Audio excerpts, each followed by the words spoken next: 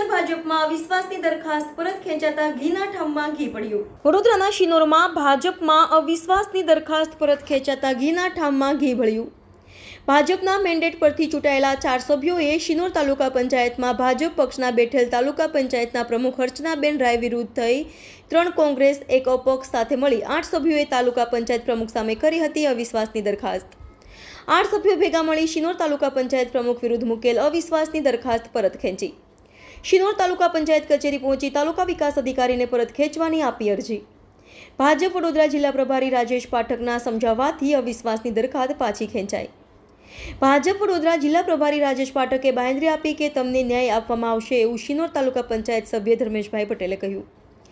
તાલુકાના પદાધિકારીઓ જે તમને વિશ્વાસમાં લેતા નહોતા તે લોકો હવે તમને વિશ્વાસમાં નહીં લે તો અમને જાણ કરશો તો અમે શિક્ષાત્મક પગલાં લઈશું। એમાં જે ધારાસભ્યનું નામ આવતું હતું તે તદ્દન ખોટું અને વાયાત છે। અમે ધારાસભ્યનો કોઈ સંપર્ક કર્યો નથી, અમે અમારા રીતના જ લાવ્યા હતા અવિશ્વાસની દરખાસ્ત। શિનોર તાલુકા પંચાયતમાં ભાજપમાં થયો હતો ભડકો। શિનોર તાલુકા પંચાયતમાં ભાજપનું બોર્ડ। તાલુકા પંચાયતમાં 4 સભ્યોએ ભાજપના સભ્યોએ કર્યો પાર્ટી વિરુદ્ધ બળવો।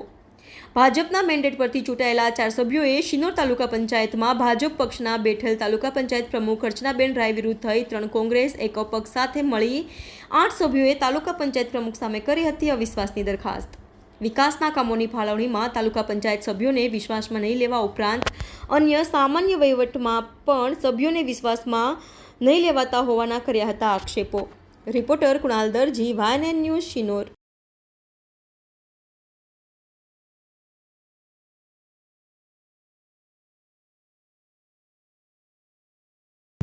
જે 19/9/2024 રોજ જે અવિશ્વાસની દરખાસ્ત લાવેલા હતા તે આજે અમે પરત લઈએ છીએ। જે સંગઠનના પ્રભારી શ્રી રાજેશભાઈ પાઠકના સમજાવવાથી અમે આજે અમારી જે લડત હતી કે ભાઈ અમને વિશ્વાસમાં લેવામાં નથી આવતા એ બાબતે રાજેશભાઈ પાઠક સાહેબે અમને આજે બાંહેધરી આપી છે કે તાલુકા પંચાયતના પદાધિકારીઓ તમારું આજ પછી કોઈ બી કામ કે કોઈ પણ કામ વિકાસના કામમાં વિક્ષેપ નાખે તો અમને સંગઠનને જાણ કરો તો અમે એમની દ્વારા શિક્ષાત્મક પગલાં લઈશું।